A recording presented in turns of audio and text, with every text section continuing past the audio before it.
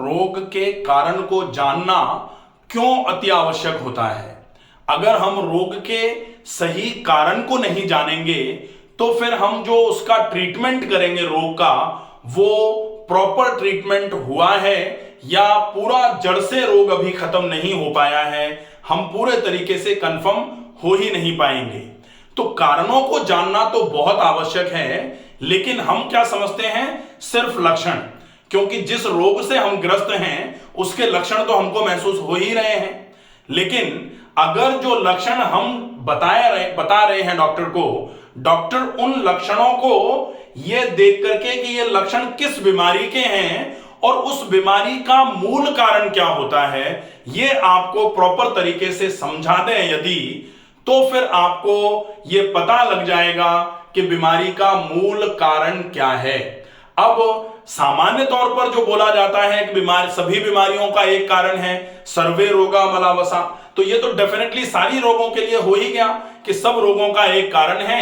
और वो कारण क्या है, शरीर में अगर जो अपन खा रहे हैं उसका अपचन हो और वो बिना पचा हुआ मल अगर शरीर में इकट्ठा होना चालू हो जाएगा तो यही सारे रोगों का कारण है। आयुर्वेद भी यही कहता है, सर्वेषां रोगाणाम निदानम कुपितः मलः। तो आज हम जानेंगे कि रोग के कारण जो हैं वो कैसे आप समझ सकते हैं, और रोग का कारण यदि आप समझ जाएंगे तो रोग को ट्रीट करने में, रोग को जड़ से खत्म करने में आपको कितनी मदद मिलेगी। एक बहुत पुरानी कहावत है कि कारण को जब तक खत्म नहीं करेंगे तब तक निवारण नहीं मिलेगा। तो कारण को खत्म करना जरूरी है, और अगर आप कारण को खत्म करने की बजाय आप सिर्फ केवल सिम्टोमेटिक मैनेजमेंट करते रहे। सिम्टोमेटिक मैनेजमेंट का क्या मतलब है, लक्षणों के आधार पर उपचार अगर होता रहा तो फिर लक्षणों के आधार पर अगर उपचार होगा तो निश्चित ही उपचार भी लक्षणों का होगा, रोग का नहीं होगा। और अगर रोग का उपचार नहीं होगा तो फिर जैसे ही आप फिर से थोड़ा बहुत गड़बड़ी करेंगे रोग फिर से आना चालू हो जाएगा। इसलिए बहुत आवश्यक है कि आप रूट कॉज को पहचानें। हर बीमारी का अपना कारण जो होता है उसको भी पहचानने की कोशिश करें। वैसे तो सबसे बड़ा कारण जो है वो तो ये है ही सर्वे रोगा मलावसा। अगर सारे रोग जो हैं वो शरीर में मल के वास करने से हो रहे हैं तो ये तो एक कारण हो ही गया, सारे ही रोगों में ये कारण काम में आएगा। लेकिन अगर जैसे मान लो कब्ज की समस्या है, अब कब्ज की समस्या के कारण जो हैं वो खाने को बिना चबाए खाना, खाने में अगर जो भी आप खा रहे हो उसको बिना चबाए खाएंगे तो फिर आप कब्ज का खूब ट्रीटमेंट करते रहो, कब्ज के लिए कुछ भी लेते रहो। जब तक आप चबा के खाना चालू नहीं करोगे तब तक कब्ज आपकी परमानेंटली खत्म नहीं होगी।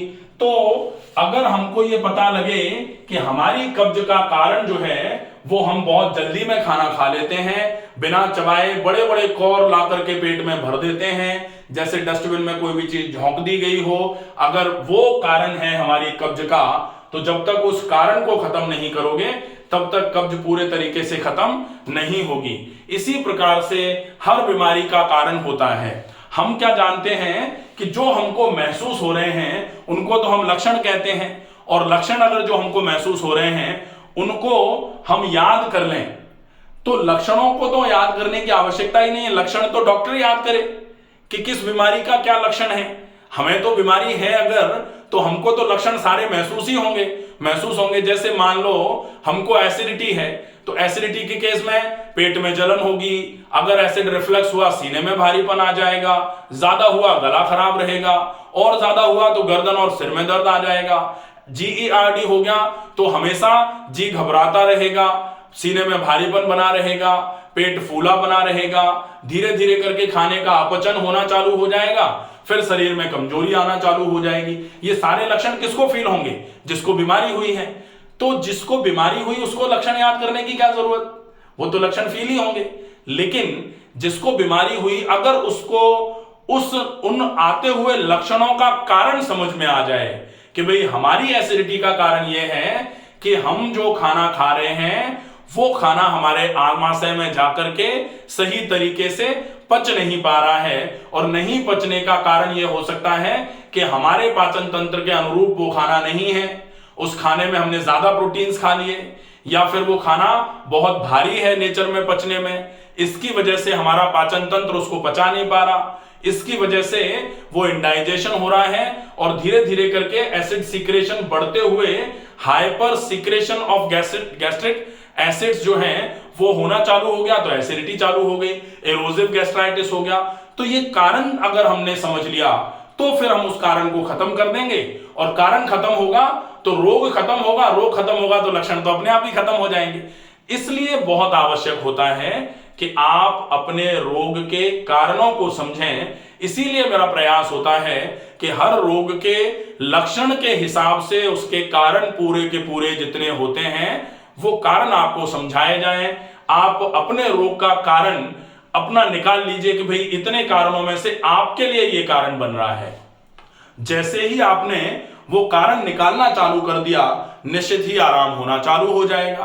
पहले के समय में ऐसा नहीं होता था कि आप लक्षण बताओ और आपके लक्षणों के बताने के आधार पर आपका इलाज किया जाए। पहले के समय में जो सबसे पहले त्रिविध परीक्षा चलती थी, त्रिविध परीक्षा कौन सी होती थी? सबसे पहले तो दर्शन होता था, दर्शन, फिर होता था स्पर्श, और उसके बाद होता था प्रश्न।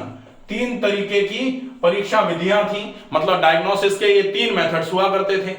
इंसान को देख करके उसके बारे में जानकारी पता लग जाए कि कैसे चल के आया, किस तरीके से बैठा है, कैसे बैठने की स्थिति है, वो दर्शन बोला जाता था इसको। फिर स्पर्श मतलब पाल्पेशन जिसको आज बोला जाता है, तो ऑब्जर्वेशन आज दर्शन को बोलते हैं ना, ऑब्जर्व करना, देख करके पता लगाना, वो ऑब्जर्वेशन है।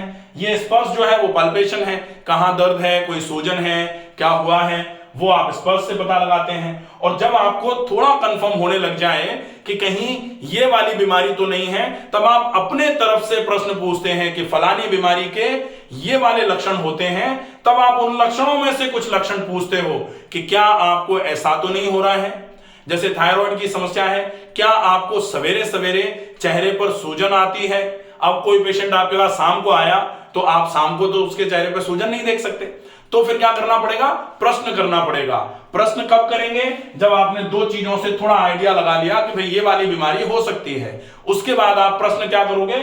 उन बीमारियों के लक्षण जो होते हैं उन लक्षणों में से ही कुछ लक्षणों को आप पूछोगे कि आपको ये फील हो रहा है। और अगर मान लो आपको जो आपने प्रश्न पूछे उनमें से ये कंफर्म हो रहा है कि लक्षण भी उसी बीमारी के हैं जिसकी तरफ आपका दिमाग जा रहा था, तो फिर वो बीमारी कंफर्म हो जाती है।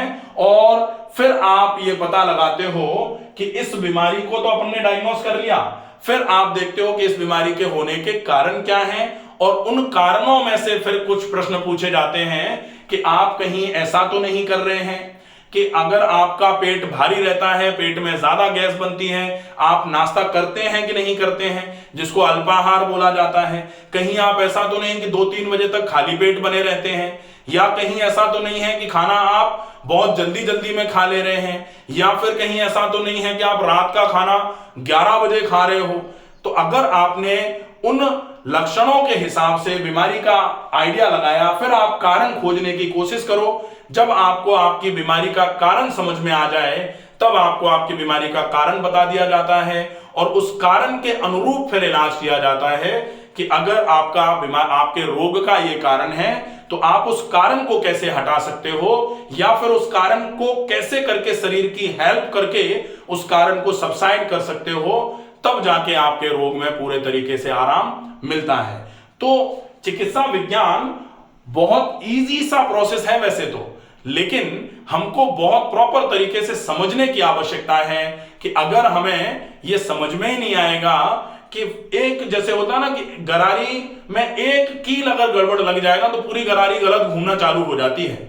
तो ठीक ऐसे ही चिकित्सा विज्ञान है कि अगर आपका सब बिल्कुल प्रॉपर है, सब कुछ तो बहुत सही है, अगर थोड़ा सा गड़बड़ हुआ ना तो सब गड़बड़ हो जाता है।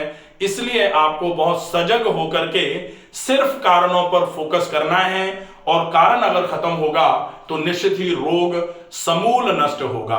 आशा है ये वीडियो आपके लिए लाभदायी होगा।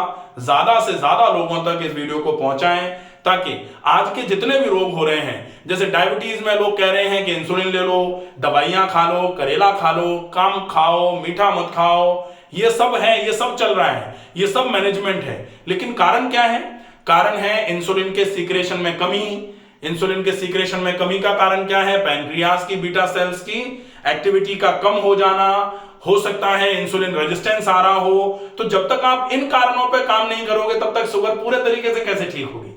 नहीं होगी, पूरे तरीके से ठीक ही नहीं हो सकती। आप उसको करते रहोगे, वो बार बार करके बढ़ती रहेगी। आप बिल्कुल कम खाना खाना चालू कर दोगे, शुगर मैनेज रहेगी लेकिन कमजोरी आ जाएगी। तो आपको ये करना चाहिए कि शुगर का कारण अगर मान लो इंसुलिन का सीक्रेशन कम होना है, तो आप इंसुलिन सीक्रेशन को बढ़ाओगे कि आप खाना कम खाना चालू करोगे? आप लंबे समय तक कम खाना खाओगे, शरीर को पोषण कम मिलेगा, शरीर कमजोर हो जाएगा। शुगर वैसे ही दीमक कही जाती है, शरीर कमजोर हो गया, जैसे लकड़ी अगर कमजोर है और उसमें दीमक लग गई तो जल्दी से खत्म हो जाएगी। तो इसका विशेष ध्यान रखना है कि आप कारणों पर फोकस करना चालू करें। इस वीडियो को अच्छे तरीके से जिन लोगों ने समझा है, कोशिश करें कि वो इस वीडियो को अपने उन लोगों के साथ साझा करें जो लोग कारणों को समझने का प्रयास कर सकते हैं। स्वस्थ रहें, सुरक्षित रहिए। धन्यवाद।